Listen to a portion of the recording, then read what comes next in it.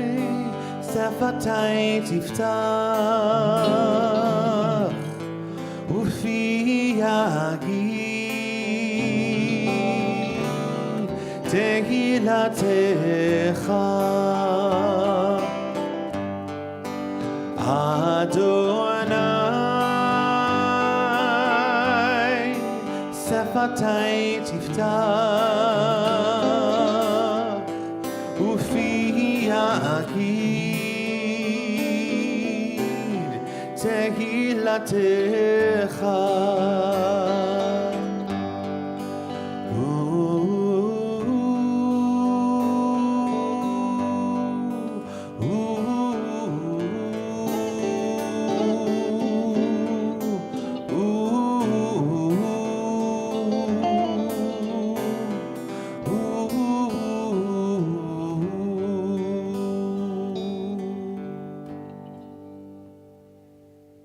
We take these next few moments for Avodah Balev, the prayers of our own hearts, and when you are done, you may be seated. When most of us are sitting, we'll come together to sing.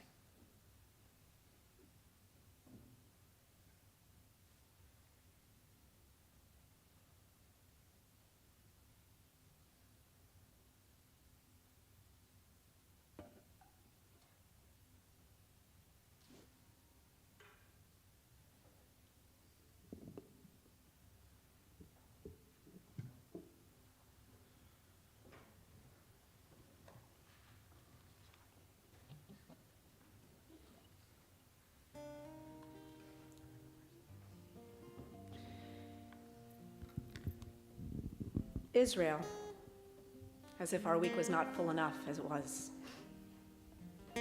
Israel is experiencing a moment in time politically like no other since its founding in 1948. She originated as a collective project of the Jewish people worldwide, and it must remain that way, requiring all of our wisdom and passion for its long-term thriving. Israel is too big and too important to be left to Israelis alone.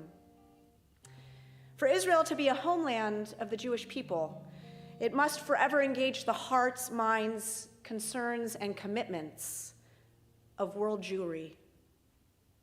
Just as Jewish suffering has historically been shared by Jews all over the world, so must Jewish responsibility for Jewish peoplehood be shared as well. The state of Israel is one of the greatest tests the Jewish people have ever faced. It is a crucible of our value systems and essentially a public referendum on the quality of our commitments. The experience of power and sovereignty can be miraculous, but it's also a test. For Judaism and the Jewish tradition to be worth continuing, they must address the central moral questions of the day and speak a coherent moral language in response. Put simply, the state of Israel is the largest platform the Jewish people has ever had to test the integrity of our commitments. For me personally, Lori Rice, Jew living in Franklin, Tennessee, the core moral and political aspirations of the state must be that it be both a homeland for the Jewish people and a vibrant democracy, a homeland for Jews and for Palestinians, and a Jewish state, a state of all its citizens. I do not believe that these are competing ideas in tension with one another, and certainly not contradictions. Rather, they are complex, yet plausible aspirations for the state of Israel that can be honored through a serious commitment to Jewish and democratic values and institutions. For the last several decades, we have benefited from the fact that many of these commitments were shared by Israelis and world Jewry. The events of the last few months, and especially of the last couple of weeks, are constituting some of the most difficult tests to our commitments that we've ever seen.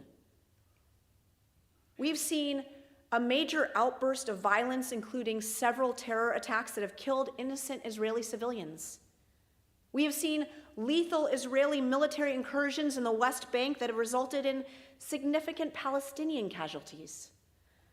We have watched historic demonstrations against radical judicial reforms that are wildly unpopular in the Israeli electorate, even as they are being advanced by a government that was just elected. There are too many in the Jewish people who are either taking the state of Israel and its long-term future for granted, or increasingly just writing it off as a less central part of their Judaism. And there are many who are either giving up on the collective project that is Jewish peoplehood or being pushed out of that project against their will. There are too many examples of the state of Israel simply falling short of the standard of moral excellence, the standard to which we are meant to hold ourselves accountable. And instead of capitulating too readily to the standard of normalcy or worse. Thousands of international and pro-Israel observers are speaking up, in some cases for the first time in public, because of the clarity of their concerns and the gravity of the issues, to express legitimate fears of Israel's future as a democracy. And a growing number of Israel's Palestinian citizens truly fear for their future. At this moment, it is our duty to speak out and be clear about our values as Jews and as Zionists. Now is the moment for us to raise up the Israelis and the Palestinians who are working for change. For liberal Zionists to see our commitments as rooted in patriotism and loyalty to Israel's abiding commitments, which it laid out in its Declaration of Independence. Now is the time to build larger and broader coalitions, to acknowledge that we do not have to agree on everything. In fact, I'm going to guess some of you don't agree with what I'm saying right now. But we need one another for the betterment of Israel's society. Now is the time to remember that many of our disagreements can be negotiated without the zero-sum framework that our politicians are so attached to, and that a culture of pluralism and principled debate is in our collective best interest. We need each other now more than ever, because there is so much to do.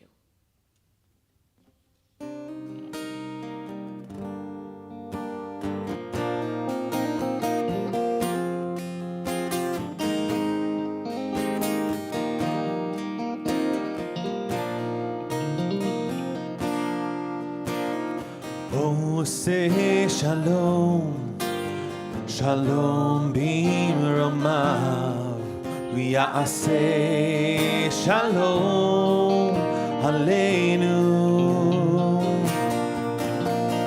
ve'al kol Yisrael, ve'al kol yoshvei tevel.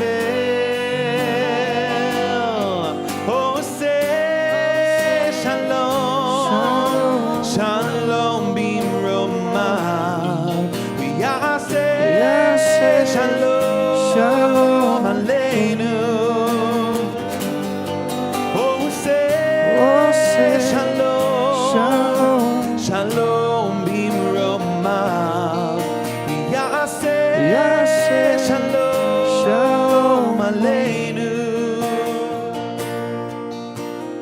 Oh, say shalom, shalom bimromav. Yaseh shalom aleinu, ve'al kol Yisrael, ve'al kol yoshvei tevel. Oh, say shalom, shalom bimromav. Yaseh shalom aleinu. Oh, say shalom, shalom bimromav. Yaseh shalom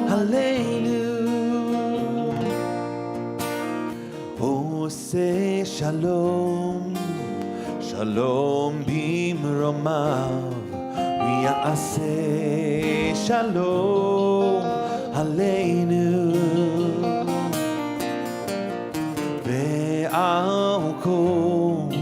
על כל ישראל, ואמרו אמן.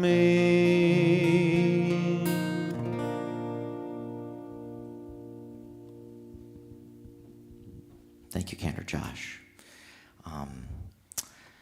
I think everybody's feeling a little vulnerable. I mentioned that I love poetry. I say that also because little known fact about me, I hold a Doctor of Ministry from Lipscomb University. I went undercover. And when I was in one of the opening sessions, we were sitting in a circle, and there was a gentleman, we were all introducing ourselves, and we were looking at each other, and I said I was from Congregation Micah, and he said, I'm from Baptist Church just a throne's throw away, but we don't throw stones, which I thought was a great introduction to Pastor Nathan Parker, who has become a very dear friend. We do not agree on everything, but we do see the world in a similar way. And one of the reasons we have asked Pastor David Perez and Pastor Nathan Parker here is what we call allyship, which is to say when things happen in our community, we so appreciate when the Muslim community reaches out, when the Christian community reaches out. And here this did happen in a church, which makes us feel vulnerable. Imagine the vulnerability of needing to be reunited with your kids, with your family. And I don't know how it all came about, but the Woodmont Baptist Church did in fact do that. They were the location. Here's a picture, so you guys you're gonna go, oh, that church. On Hillsborough in Green Hills. Anyway, I'm going to turn it over real quickly to my good friend Nathan, and he's going to share a few words with us tonight as well. Thank you, buddy. Thank you, Rabbi Dr. Philip Rice.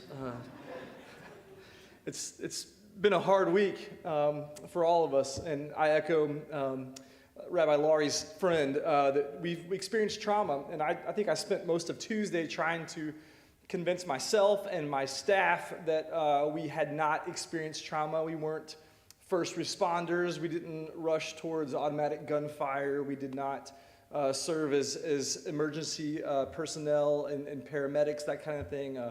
But then I told my wife, who sees through me, as our spouses tend to do, that I was okay. I didn't, need help or anything. And I said, when I close my eyes, all I can see is the body cam footage. I wish I hadn't watched that. And she said, you have trauma. And I said, no, that's not trauma. And I think she was right, as she normally is. So you have experienced trauma, and I want to say it's okay to not be okay. We have a Celebrate Recovery group at our church, which is a ministry of addiction, people with hurts and habits and hang-ups. And what we realize is that we all have hurts and habits and hang-ups, and we all are not okay at some level. And that's okay. And that's okay to say you're not okay. So I want to encourage anyone who's hurting to seek help. And one way that we do that is by gathering in places like this for a time like this. It did my heart so good to pull into this parking lot, because I do love our friends, the Rices. They've been so kind to me and my family, and to my congregation as well. And when I pulled into the parking lot, I saw two ladies get out of their cars separately and then come together and embrace this long embrace. And I know that feeling. And we experience it at our congregation just like you do at your congregation. So thank you for being here, and thank you for having me here. It's an honor.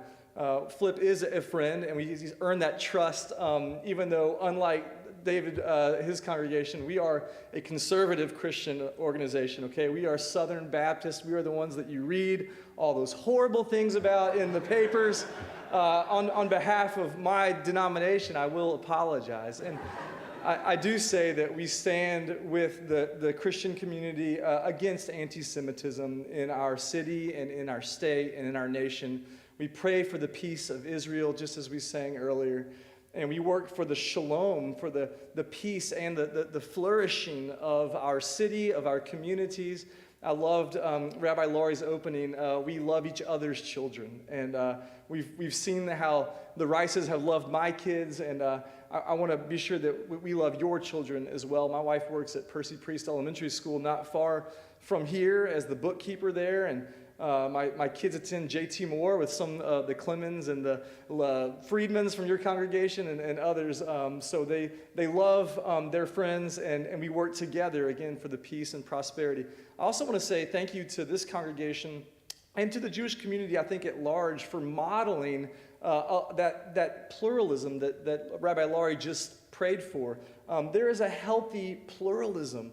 We don't agree, like Flip said, on some very deep things, but we are genuinely friends, and we genuinely like each other and genuinely want to support and encourage one another.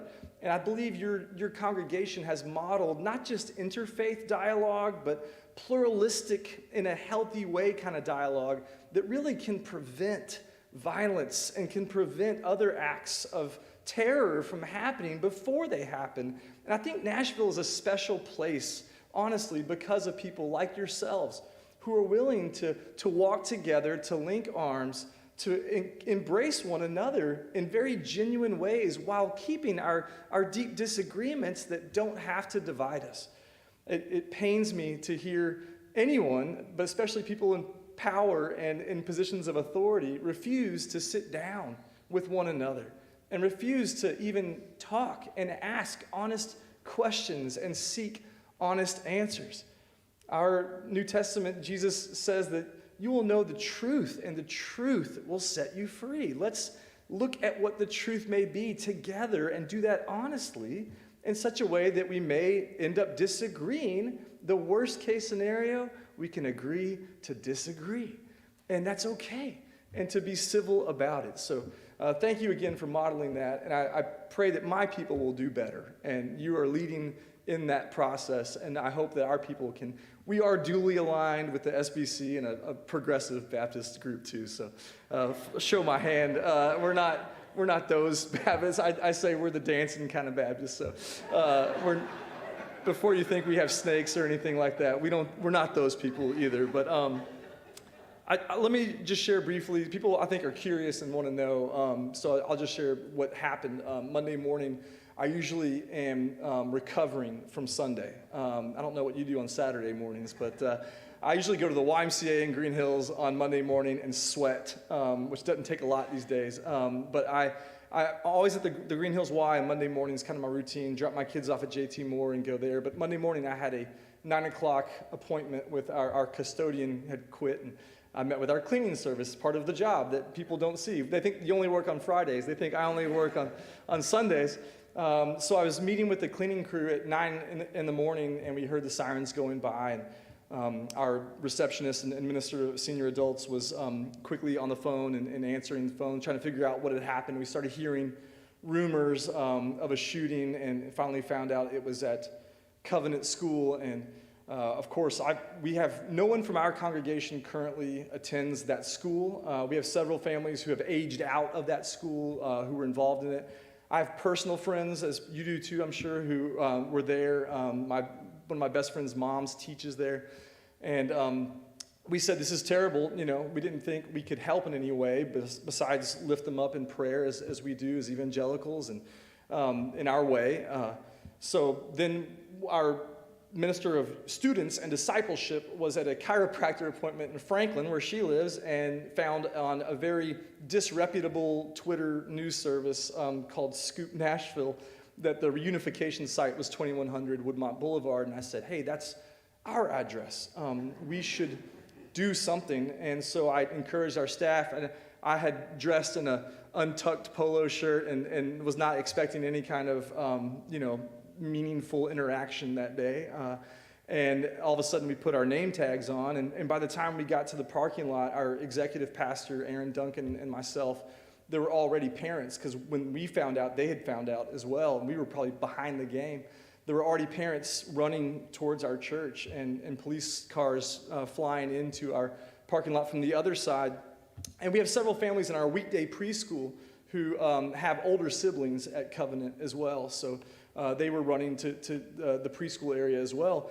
And the police chief asked me, where do we want to put the parents? And I said, let's put them in the sanctuary. And that hit me what a sanctuary is. It's a holy place, but it's also a place of refuge. In the Hebrew scriptures, we read about cities of sanctuary and cities of safety where people can flee to and be safe. And I told Flip, this has got to be one of the top 3 sanctuaries in Nashville. I love this sanctuary, not just because it's visually beautiful, but all the meaningful symbolism and everything in it. So I pray that this would be a safe place always for you to gather, not just physically, but emotionally and sacred as well as safe place.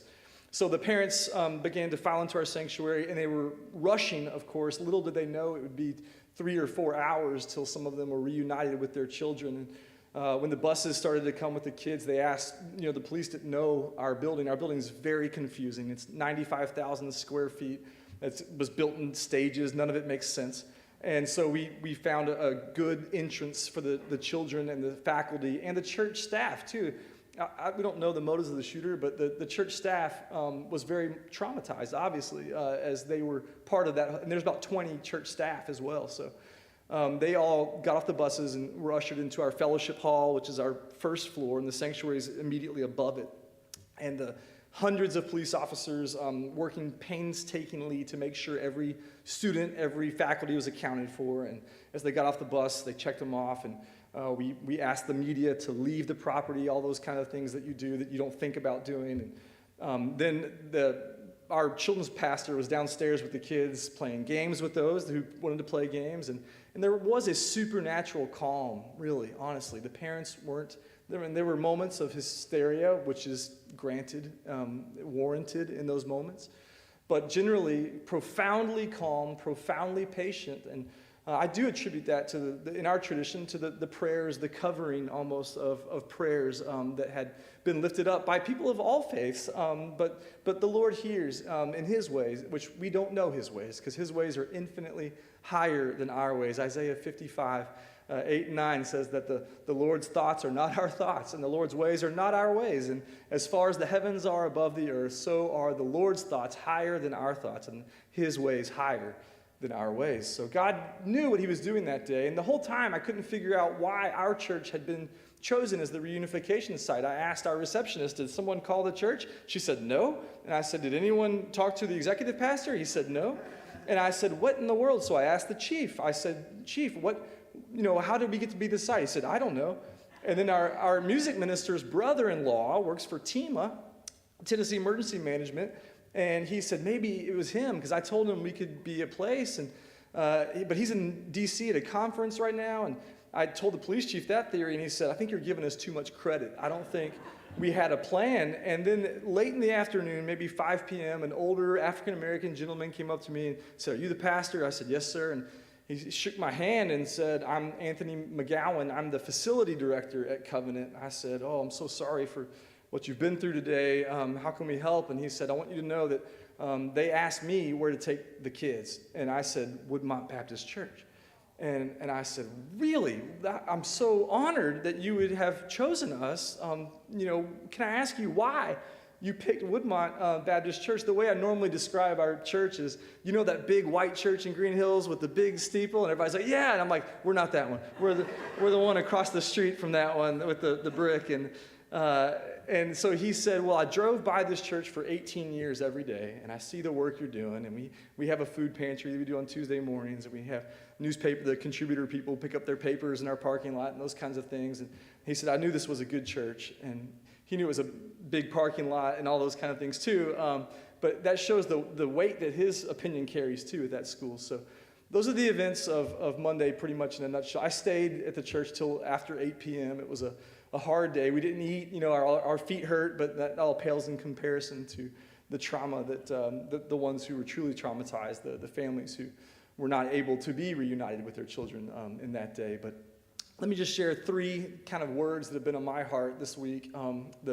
The prayers of the people. We really are grateful for the community and people in our tradition, and as David showed earlier, I am absolutely one of those clergy who is sick of hearing thoughts and prayers, and we know that's not enough. As the sign said, John Lewis, Flip and I got to walk across the Edmund Pettus Bridge together, where John Lewis and others had been, Martin Luther King, and John Lewis said, pray with your feet, right? Pray and move, and with action. So yes, meaningful action is needed. It must be taken.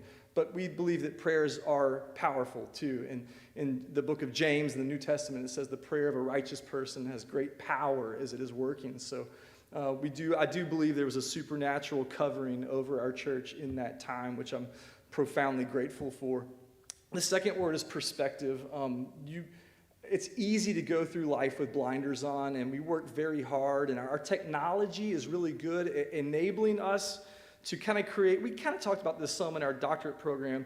Charles Taylor has written this book called A Secular Age, which he says we are able to create a buffered self. Using technology and social media, we kind of create a safe place where we can have our individual lives without a higher power, without a greater good. And that's something we need to avoid as Christians and as Jews and as people of faith. So what I've found perspective is that it's easy to go through life and convince yourself that you're okay, that people are good, and that nothing bad is going to happen. And we were rocked on Monday and realized the depths of depravity and evil in our very own backyard and in our community. And that's hard to come face to face with, but that perspective, again, is the reality that we are living in, and that was helpful.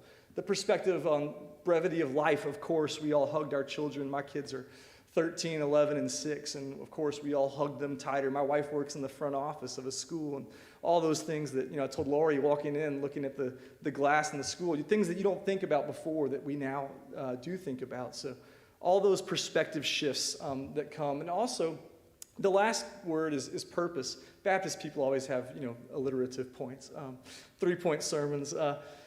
Purpose.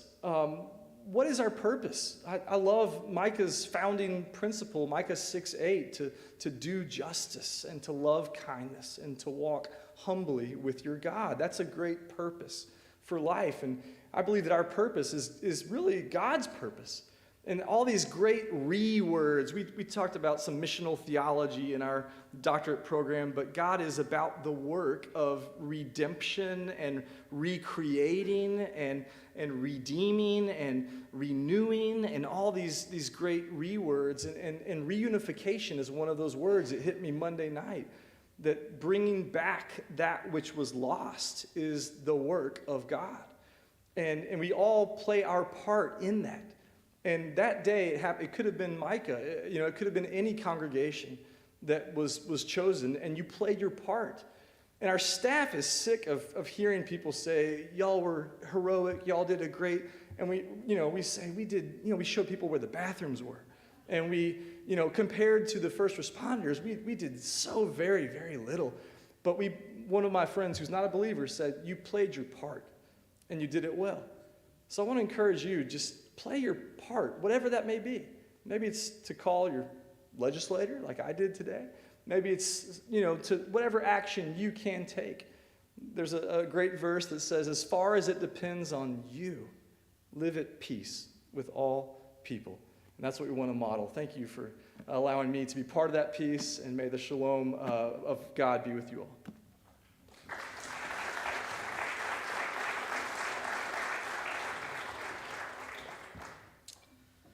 Okay, we're a little past time, folks, but there's two things we really have to do.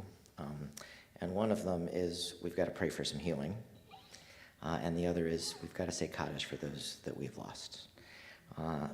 Specifically, we are mentioning the names Grayson Evans, Amanda Porter, Joseph Wittenstein, Lee Cohen, Elizabeth Dunn, Hannah Grimes, Steve Heyman, John Mitchell, Michael Davidson, Sally Wilkoff, Hillary Weinstein. We, of course, mention our entire city. And if there are names that you would like to add to that list, we invite you to do this at this time.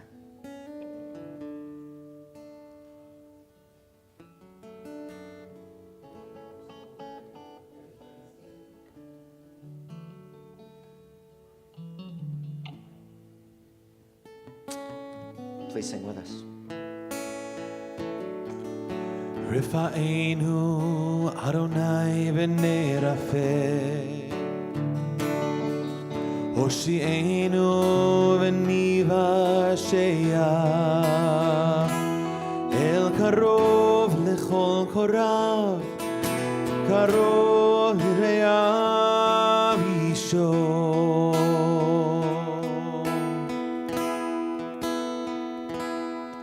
We pray for healing of the body. We pray for healing of the soul. For strength of flesh and mind and spirit. We pray to once again be whole. Elna Refana. Oh, please heal us now. Refuat ha-nefesh, refuat ha-guf, refuat shelema. Elna refana. Oh, please heal us now. Refuat ha-nefesh, refuat ha-guf, refuat shelema. Heal us now. Heal us now.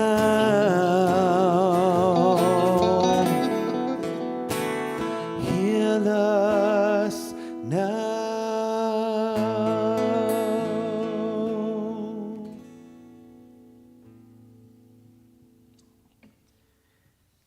I'm going to invite for those it is not difficult to please rise for the words of Kaddish Yatom.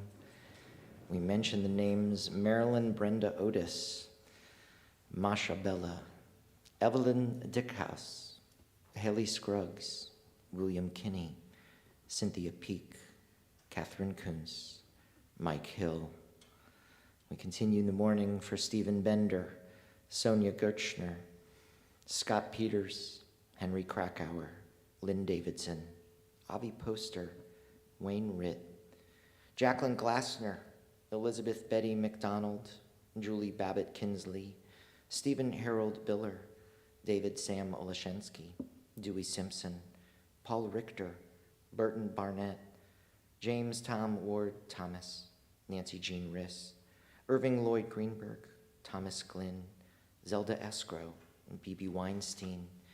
We recall on the anniversaries of their deaths Anne Fastow, Barbara Hochberg, Bernice Handelman Wallace, Diane Adler, Dr. Irwin B. Eskin, Frank Moss, Franklin Roland Greenspan, Harry Gordon, Herman Steiger, Jack Keller, Jim Kirby, Jody Hockman, Joe Saperstein, Louis D. Smith, Maddie K. Kaplan, Marjorie Ellen Feldman Hankin, Marvin Oakes, Murray Brown, Richard Klein, Ronald J. Binda, Ruth Wright, Sarah Weiss, Vera Zimmerman, Vivian Omansky, and Wilbur Avery.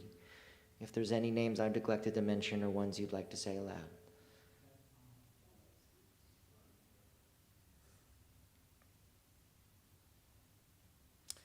We add the names of all those who have been a blessing to humanity, and I invite you to join me.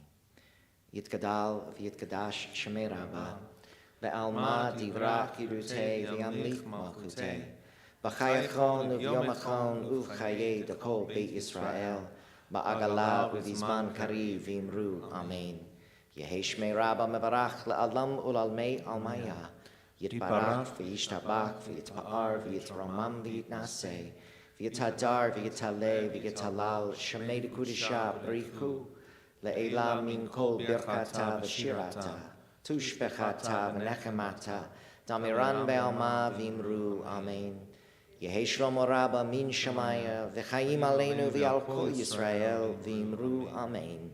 Oseh shalom bimromav, hu ya'aseh shalom, aleinu v'al kol Yisrael, v'imru, amen. We ask that that great source of peace send peace to all people who are mourning, comfort to all people who might feel bereaved. And we say one final time together, amen. I'm not going to do announcements. I'm going to make you go to our website and see all of the amazing things that are happening as the Passover holiday approaches. Book club, Torah study. We've got folks that are coming as scholar in residence. Please check all of those things out. We're going to end with a song, which I think we really need. How about it? Yes? So I'm not even going to let you sit down. Sing with us. Good luck. This song is called Chazak, which means strength, which I think we all need right now. So I want to say thank you to Camden for joining me tonight. This song is called Chazak.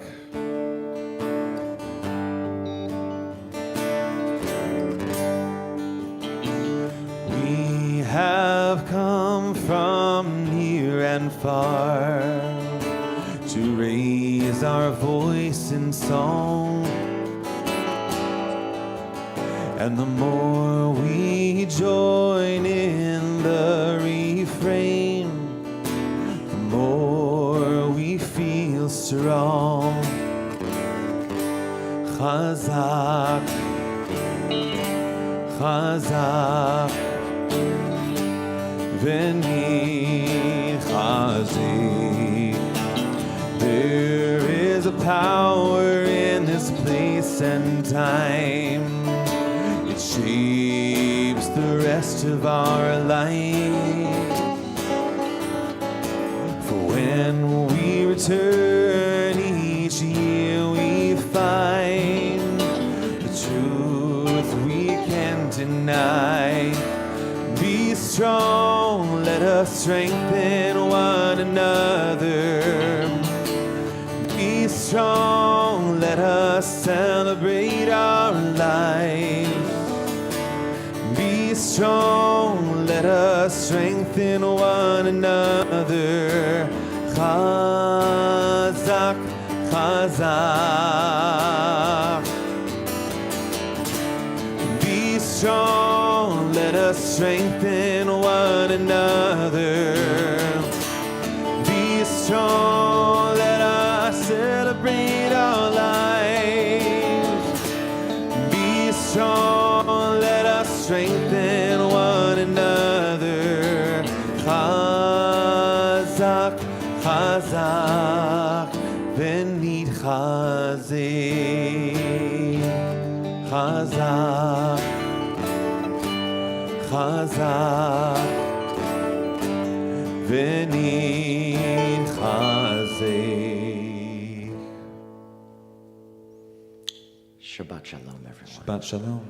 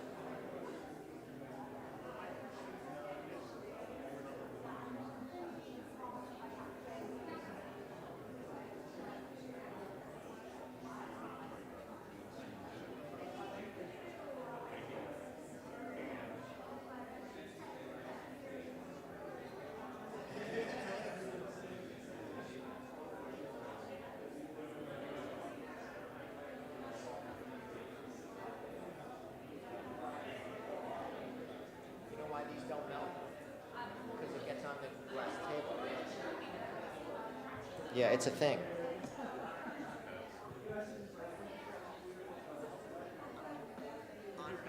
Thank you, sir. Well, thank you for putting it online so quickly. You've done my job for me. If there is some problem accessing it, just get in touch with us in our office. I You will. shouldn't have it. Thank you. You shouldn't have a problem. Yes, unfortunately for y'all, I have your wife's